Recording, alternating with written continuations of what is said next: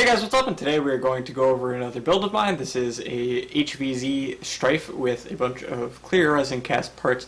That's basically meant to be a sort of low FPS build for your average HvZ game, where the FPS limit's anywhere between usually around 90 to 110 in our area. So this is a build I built specifically for that purpose.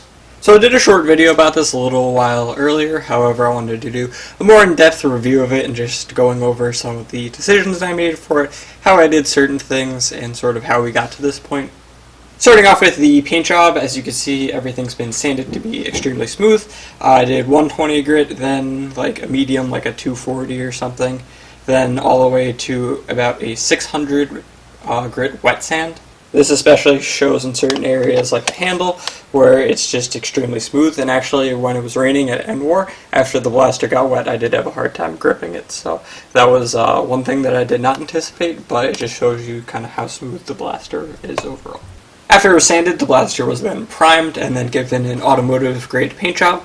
The blue and the white are both a metallic paint, meaning that they have little flakes in them that make them appear metallic. The blue definitely shows really well. However, it takes a bit of a closer look at the white to really get that to pop. It's definitely overshadowed by the blue a bit, but it's a really cool color, so I don't mind it as much.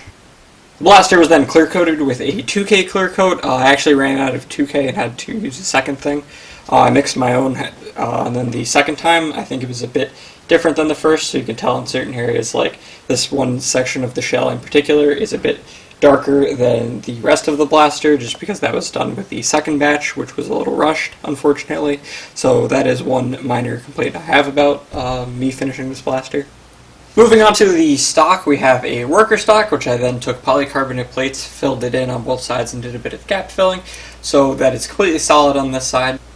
Then the other side has a plate which is held on by little thumb screws that fit into 3D printed standoffs inside the blaster, as well as some little O-rings to prevent scratching of the paint job when you're taking these screws on and off. And as you can see in here, we have plenty of room for our LiPo, as well as the extra circuit for the LEDs. Moving a bit further forward, we have a 3D printed little battery door cover. There's no actual batteries in here now, it's all moved to the stock, which I'm a big fan of because it helps to balance the blaster a bit better. It removes a lot of bulk from this section, because normally when you see a heavily modified Stryfe, there's just a massive block on this side, and I think it's kind of ugly, so I'm a big fan of slimming it up a bit by putting the electronics and extra battery in the stock, and then that leaves room for a much slimmer profile on this side. So there are two switches in the voltmeter. The first switch is actually for the voltmeter. This is at a storage voltage, so it's a little low.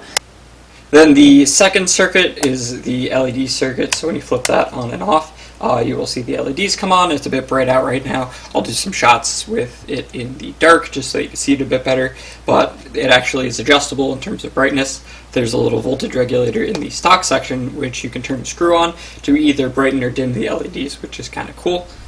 And as far as I know, many other people don't do that, so that's something that's sort of unique to this blaster. Then up here we have a 3D printed motor cover with 74 on it for my channel, and then that has the slots which you could also see through. Then there's a sanded sheet of polycarbonate behind that to sort of diffuse the light for the LEDs, so when it's a bit darker out, you could see all of those details. And then that piece is necessary for the motors, which are 132 size, so they would stick a little bit out of the shell anyway, so I figured that was a good way to sort of blend that into the build. For the flywheel setup, we have a 21 amp Omron switch, a 2S LiPo, which as mentioned before is housed in the stock. For the cage, we have a blue BSP cage in the translucent blue to match the translucent blue parts on the build. As far as I know, that's not one of the stock purchasing options for the cage color, however, you might be able to custom order one. Then it features a blue Titan Hyperion motors and blue blaster parts wheels, so although unintentional, it does completely match straight through. You can't see it because the plate is frosted, however, the blue wheels for the blaster part actually drop the FPS enough that this would be HvZ legal for pretty much every game I play in.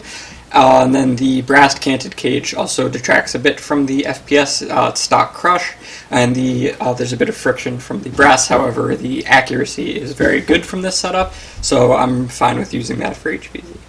I did get to actually battle test this at End War. As you can see sort of here, you still got the zip tie from the event, but although it's performing in the, like I said, 90 to 100 FPS range, and it's much lower than a lot of the blasters at that event, I felt that it was very accurate. And once I got the arc for the blaster down, it was really easy to nail zombies even at a distance, which was kind of nice. You'd get the occasional whirly bird, but for the most part I felt that the accuracy from the canted cage was much better than what I had experienced with other blasters, even at a higher FPS.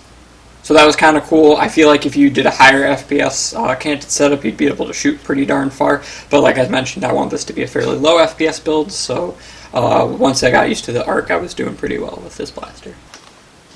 So overall, I'm very happy with how this blaster performs, with the exception of, like I said, there are some issues with the paint and specifically clear coat that kind of annoyed me towards the end, but I was really just happy to finish the build. The automotive paint was a little trickier to work with, specifically the white tended to flake off a lot, and I was having good adhesion problems with that, but once it sort of warmed up a bit, it was a little easier. Because I primarily worked on this, during the winter. So once it warmed up a bit, I was able to sort of make some corrective paint, but that was really probably my biggest hurdle with this blaster. I'll have to try to get some gameplay footage with this blaster in. I finally unbricked my GoPro from updating constantly, so hopefully we can get some gameplay with this in the fall once HvZ season sort of rolls around again. But this will pretty much be the blaster that will be my go-to for that. So anyway, thank you guys for sort of sticking around. If you have any questions on the blaster or how I built it, please feel free to leave them in the comment section down below. Then, as always guys, thank you for watching. I hope you enjoyed, and I will see you in another video.